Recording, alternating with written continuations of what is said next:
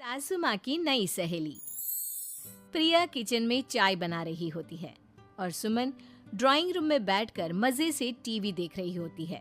तभी दरवाजे की घंटी बजती है। प्रिया, जरा देखना तो कौन आया है। देखती हूँ मम्मी जी। प्रिया दरवाजा खोलती है तो सामने पड़ोस वाली विमला आंटी खड़ी होती है। नमस्ते आंटी जी, कैसी हैं आप? मैं तो बिल्कुल ठीक हूँ बेटा, पर तेरी सास को क्या हुआ है? आजकल कहीं दिखती ही नहीं है। जब देखो तब टीवी के आगे जमी रहती है। अंदर तो आइए आंटी। अरे ओ दीपक की अम्मा, कहाँ हो? अरे बिमला, आओ आओ, क्या बात है, बड़े दिन बाद याद आई तुम्हें मेरी। मैं तो हमेशा ही तुम्हें याद करती हूँ, पर तुम ही गायब रहती हो और आजकल तो बाहर भी नहीं आती जाती। तबीयत तो ठीक है ना तुम्हारी? अरे तबीयत को क्या होना है, इस उम्र में तो कुछ ना कुछ लगा ही रहता है। मेरी छोड़ो, तुम ये बताओ कि क्या चल रहा है गली मोहल्ले में। तुम गली मोहल्ले की छोड़ो, चल तो तुम्हारे पड़ोस में रहा है। तुम्हारी नई सहेली आई है। मेरी कौन सी नई सहेली? मैं तो यहाँ बस तुमसे बातचीत कर लेती हूँ या फिर बाजू वाली शर्मा की बहू से दो चार बातें कर लेती हूँ। इसीलिए तो कहा कि तेरी नई सहेली आई है। अब कोई पड़ोस में आया है तो बात तो होनी ही है। कम से कम इसी बहाने हमारा भी एक ग्रुप बन जाएगा। फिर सब मिलकर अपनी बहुओं की शिकायतें किया करेंगे। दोनों हंसने लगते हैं। तभी प्रिया चाय लेकर आती है और सामने टेबल पर रख देती है। दोनों चाय पीती हैं और बातें करते हैं। चलो मैं चलती हूँ, अब कल मिलते हैं। राम राम।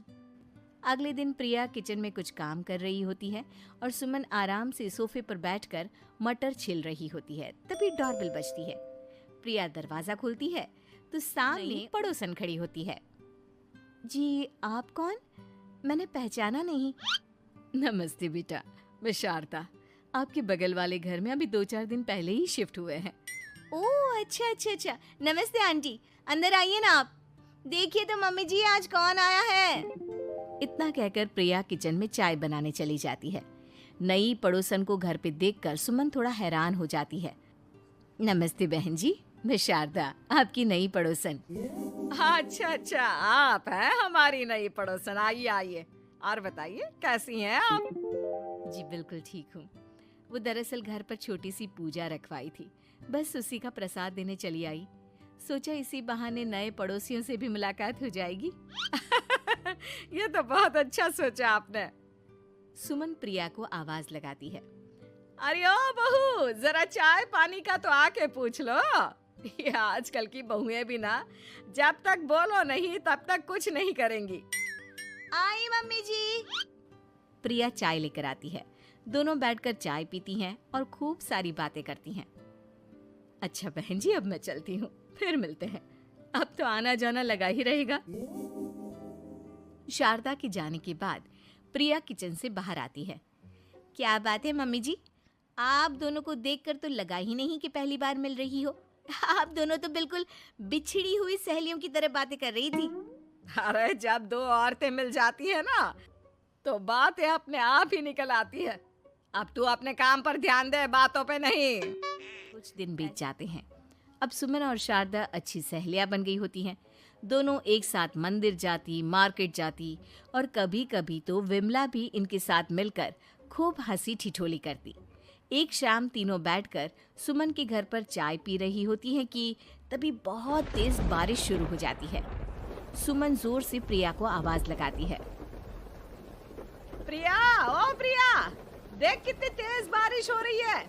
जाके छत से सारे कपड़े ले आ, नहीं तो सब भीग जाएंगे। सुमन 2 बार आवाज लगाती है लेकिन प्रिया का कोई जवाब नहीं आता। शायद प्रिया कुछ काम कर रही है, इसीलिए कुछ जवाब नहीं दे रही। अरे काहे का काम, आराम फरमा रही होगी महारानी। तभी प्रिया बीमार हालत में अपने कमरे से बाहर निकलती है। हाँ मम्मी जी, क्या हुआ? मेरी तबीयत थोड़ी ठीक नहीं है ना, इसलिए आग लग गई। अरे सारे कपड़े भीग गए और तुझे सोने से फुर्सत नहीं है। सबके सामने सुमन के मुंह से ऐसी बातें सुनकर प्रिया उदास हो जाती है और छत से कपड़े उतारने चली जाती है। सुमन, ये क्या बात हुई? प्रिया ने बताया ना कि उसकी तबीयत ठीक नहीं, इसलिए उसकी आंख लग गई। तुम भी ना खामखा उसे सबके सामने सुना दिया। अरे आप नहीं जानती शारदा जी, कुछ बहुएं ना बहुत आलसी होती है, घर का एक काम नहीं करना चाहती। ऐसा नहीं है सुमन, तुम्हारी बहू तो बहुत प्यारी है, तुम्हारी सारी बात भी तो मानती है। हाँ सुमन, तुम प्रिया के बारे में ऐसा क्यों सोचती हो? मेरी भी दो बहुएं हैं, लेकिन मैं उन्हें अपनी बेटियों की तरह रखती हूँ। आखिर वो भी तो किसी की बेटियां ही है ना। और अगर तुम ऐसा ही व्यवहार करोगी तो एक दिन प्रिया भी तुम्हारे साथ ऐसा ही बर्ताव करेगी। शारदा और विमला की बातें सुनकर सुमन की तो बोलती बंद हो जाती है। वहीं प्रिया भी बाहर से सारी बातें सुन रही होती है। अरे मैं कोई उसकी दुश्मन थोड़ी ना हूँ, मैं भी उसकी माँ हूँ, लेकिन कभी कभी सास बनना पड़ता है, नहीं तो बहुएं हाथ से निकल जाती है। देखो सुमन, ये सब सोच का फर्क है। अगर तुम ये सोचोगी तो कभी प्रिया को अपनी बेटी नहीं बना पाओगी। इतना कहकर शारदा और विमला वहां से चली जाती हैं और सुमन अकेले बैठकर उनकी बातें सोचने लगती है। अगले दिन प्रिया और दीपक अपने कमरे में बैठकर बात कर रहे होते हैं और सुमन उनके कमरे के बाहर कुछ काम कर रही होती है और उन दोनों की बातें सुन लेती है। दीपक, तुम्हें पता है हमारे पड़ोस में जो शारदा आंटी है ना, बहुत अच्छी हैं। अच्छा, ऐसा क्या हो गया जो तुम्हें वो इतनी अच्छी लगने लग गई? कुछ खास नहीं, बस कल जब मम्मी जी मुझे सबके सामने सुना रही थी तो शारदा आंटी ने मेरा साथ दिया। मैं तो सच में हैरान ही रह गई थी जब उन्होंने मम्मी जी को मुझसे ऐसा बर्ताव करने के लिए मना किया। अच्छा, फिर क्या हुआ? होना क्या था, शारदा आंटी तो मम्मी जी को समझा ही रही थी कि बहू को भी बेटी की तरह ही रखना चाहिए, लेकिन मम्मी जी तो मम्मी जी है ना, उन्हें तो मुझ में हमेशा कमी ही दिखती है। काश मुझे भी शारदा आंटी जैसी सास मिली होती जो मुझे भी अपनी बेटी जैसी समझती। सुमन ये सब सुनकर बहुत उदास हो जाती है और वहां से चली जाती है। प्रिया की बातें सुमन के कानों में बार बार गूंज रही थी। उसे बहुत शर्मिंदगी महसूस हो रही थी कि उसने प्रिया के साथ बहुत गलत किया है। अगले दिन सुमन शारदा और विमला को बुलाती है। क्या बात है सुमन, आज तूने ऐसे अचानक क्यों बुलाया? सब ठीक तो है ना? हाँ हाँ, सब ठीक है, तुम दोनों बैठो तो सही। तब तक दीपक और उसके पापा भी आ जाते हैं। प्रिया, तुम भी आ जाओ। क्या हुआ मम्मी जी, आपने बुलाया? हाँ प्रिया बेटा, मैं आज सबके सामने तुमसे माफी मांगना चाहती हूँ।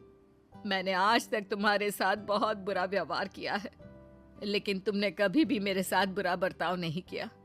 मुझे अपनी गलती का एहसास हो गया है, हो सके तो मुझे माफ कर देना। प्रिया अपनी सास की बातें सुनकर हैरान हो जाती है। उसकी आंखों में आंसू आ जाते हैं। प्लीज मम्मी जी, आप मुझसे माफी मत मांगिए, मैं भी आपकी बेटी ही। वैसे एक थैंक यू तो मेरी नई सहेली को भी बनता है, जिसकी वजह से मुझे मेरी गलती का एहसास हुआ।